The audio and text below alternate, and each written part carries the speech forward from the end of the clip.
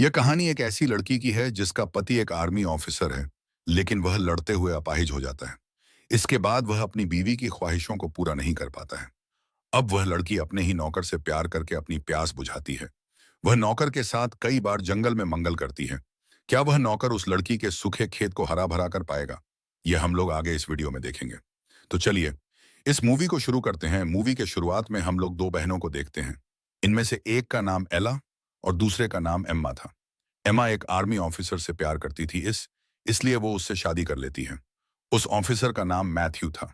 शादी के बाद ये लोग जबरदस्त पेलन क्रिया करते हैं, लेकिन अगले ही दिन मैथ्यू को वापस सेना में जाना पड़ता है। लेकिन जंग के दौरान मैथ्यू अपंग हो जाता है और उसे वापस घर भेज दिया जाता है। एम्मा को जब यह मालूम चलता है मैथ्यू का हैंड पंप अब काम का नहीं है, तब वो ये सोचती है, अब मेरे कुएं से पानी कौन निकालेगा। अब एम्मा मैथ्यू का अच्छे से ध्यान रखती है। वो हर काम में मैथ्यू की मदद किया करती थी। मैथ्यू के अपाहिज होने के बाद भी एमा उससे बहुत प्यार करती थी, लेकिन अंदर ही अंदर एमा को वो कमी महसूस होती थी जो कि सिर्फ एक हैंड पंप से ही पूरी हो सकती थी। लेकिन अब मैथ्यू एमा की यह ख्वाहिश कभी भी पूरा नहीं कर सकता था, क्योंकि उसका तो हैंड पंप काम नहीं कर रहा था, लेकिन एमा को अपने गुफा में धमाके करवाना था। इसलिए वो मैथ्यू के हाथ को अपनी तितली पर रखती है और एमा यह कहती है, हैंड पंप नहीं तो कम से कम हाथ से ही मेरे खेत को गीला कर दूं। एमा अब काफी अकेला फील करती है। एक दिन एमा मैथ्यू को बाहर घुमाने के लिए लेकर जाती है। यहीं पर मैथ्यू एमा से यह कहता है, हमें हमारे वंश को आगे बढ़ाना है, लेकिन तुम ये बात जानती हो, मेरा हैंड पंप अब किसी काम का नहीं है और ना ही मैं तुम्हारे साथ घपाघाप कर सकता हूँ। अगर तुम चाहो तो तुम किसी और के हैंड पंप से अपने खेत को हरा भरा कर सकती हो, जिससे हमारा वंश भी आगे बढ़ सकता है। एम्मा कहती है, ये तुम क्या कह रहे हो, मैं किसी और के हैंड पंप से अपने खेत को गीला क्यों करूं? लेकिन मैथ्यू की बातों को सुनकर एम्मा अंदर ही अंदर बहुत खुश थी। वो तो बस मैथ्यू को यह दिखाना चाहती थी कि उसे किसी और का हैंड पंप नहीं चाहिए। मैथ्यू फिर से कहता है, तुम्हें मेरी बात मान लेनी चाहिए, क्योंकि हमें हमारे वंश को आगे बढ़ाना है और मुझे तुम पर पूरा भरोसा है। तुम जिसके भी साथ घपाघाप करोगी, वो कोई अच्छा आदमी होगा। कुछ दिनों के बाद एम्मा की बहन एला उससे मिलने के लिए आती है। वो एम्मा को देखकर यह समझ जाती है कि वो मैथ्यू का ख्याल रखते रखते अपना ख्याल रखना भूल गई है। इसलिए एला मैथ्यू का ध्यान रखने के लिए एक मेड को रख लेती है।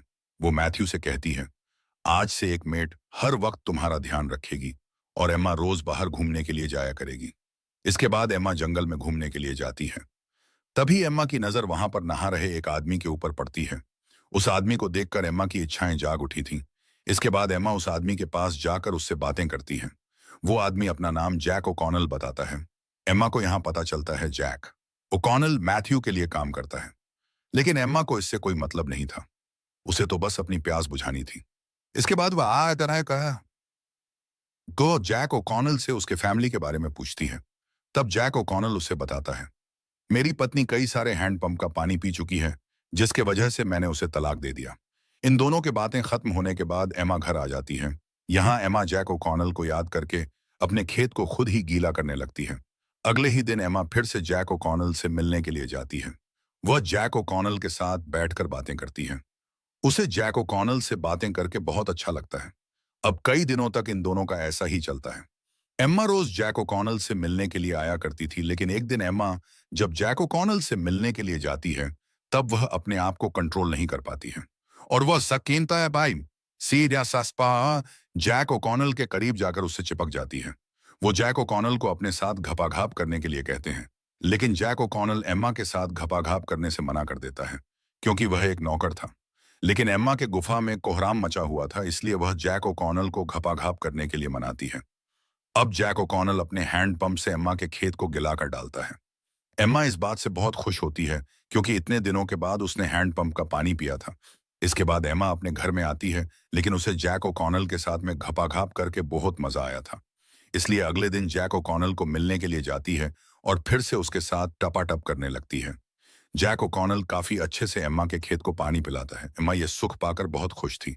जैसे ही शाम होती है, जैक ओकॉनल उसे छोड़ने के लिए जाता है। अब एम्मा हमेशा अपने खेत को गीला करवाने के लिए जैक ओकॉनल के पास आया करती थी, जिससे एम्मा को जैक ओकॉनल के हैंड पंप की लत लग चुकी थी। अब वह हर दिन जैक ओकॉनल के साथ में रहने लगी है। इन दोनों को अब जहां भी मौका मिलता, वहीं पर ये लोग पेलन क्रिया शुरू कर देते थे। एम्मा ये नोटिस करती है कि उसके तरबूज काफी बड़े हो चुके हैं, यानी कि अब एम्मा प्रेग्नेंट है। इसलिए वो अगले दिन मैथ्यू से ये कहती है, मैं और मेरी बहन एक आर्ट शो को देखने के लिए लंदन जा रहे हैं। मैथ्यू ये समझ जाता है कि एमा ने उसके वंश को आगे बढ़ाने वाली बात को मान लिया है, इसलिए वह लंदन जा रही है। लेकिन मैथ्यू को अभी कहाँ पता था कि इस मटके को उसके नौकर ने ही भरा है। लेकिन एमा मैथ्यू को यह दिखाना चाहती थी कि उसका यह मटका किसी लंदन के अमीर आदमी का है। रात में एमा जैक ओकॉनल से मिलने के लिए जाती है। वो उसे बताती है वह बाहर जा रही है और वह 1-2 महीने बाद आएगी। एमा जैक ओकॉनल को यहाँ पर यह भी बताती है कि मैं प्रेग्नेंट हूँ और मैंने यह बात मैथ्यू को भी बता दिया है। जैक ओकॉनल पूछता है तुमने मैथ्यू से क्या कहा कि इस बच्चे का बाप कौन है? एम्मा कहती है मैं इसी के लिए तो बाहर जा रही हूँ ताकि मैथ्यू को ऐसा लगे कि यह बच्चा किसी अमीर आदमी का है, ताकि उसे तुम पर शक ना हो। यह सुनकर जैक ओकॉनल गुस्सा हो जाता है। वह एम्मा से कहता है तुम मेरा हैंड पंप लेने के लिए सिर्फ इसलिए आती थी ताकि तुम्हें बच्चा मिल सके। तुम मुझसे प्यार नहीं करती हो, बल्कि तुमने तो मेरा फायदा उठाया है। एम्मा को जैक ओकॉनल के बातों से बहुत गुस्सा आता है और वह यहाँ से चली जाती है, लेकिन वह अपनी डायरी जैक ओकॉनल के पास में ही भूल गई थी। इसके अगले दिन एम्मा मैथ्यू को घुमाने के लिए बाहर लेकर जाती है, लेकिन एक जगह पर मैथ्यू की गाड़ी फंस जाती है। इसके बाद मैथ्यू जैक ओकॉनल को हेल्प के लिए बुलाता है। यहाँ एम्मा जैक ओकॉनल से बातें करने का ट्राई करती है, लेकिन जैक ओकॉनल उसे इग्नोर करके यहाँ से जाता है। अब एम्मा को मैथ्यू पर भी गुस्सा आ रहा था क्योंकि वो मैथ्यू का हेल्प करते हुए बहुत थक गई थी। इसके बाद एम्मा जैक ओकॉनल से मिलने के लिए एक बार फिर से उसके कॉटेज में जाती है। यहाँ आकर वो जैक ओकॉनल से सॉरी बोलती है। वो जैक ओकॉनल से कहती है मैं तुम्हारे पास बच्चे के लिए नहीं आती थी, बल्कि मैं तो तुमसे बहुत प्यार करती हूँ और मैं तुम्हारे बिना नहीं रह सकती हूँ। इसके लिए मुझे मैथ्यू को तलाक देना भी मंजूर है। यह लोग अभी बातें कर ही रहे थे, तभी यहाँ पर बारिश होने लगती है। इसके बाद एम्मा बिना कपड़ों के नहाने के लिए बाहर जाती है। जैक ओकॉनल भी यहाँ उसका साथ देता है।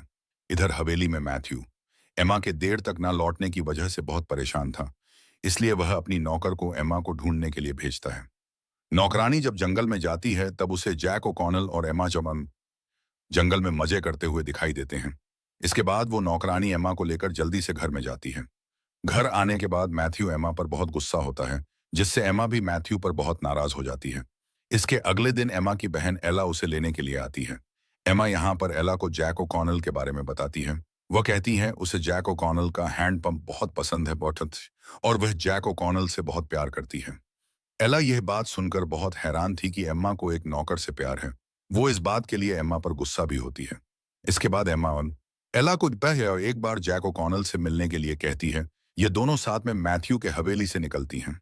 अब ये लोग जैक ओकॉनल के कॉटेज में पहुंच चुके हैं। यहाँ एला जैक ओकॉनल से ये ती है तुम दोनों का प्यार सिर्फ इस कॉटेज तक ही रहना चाहिए।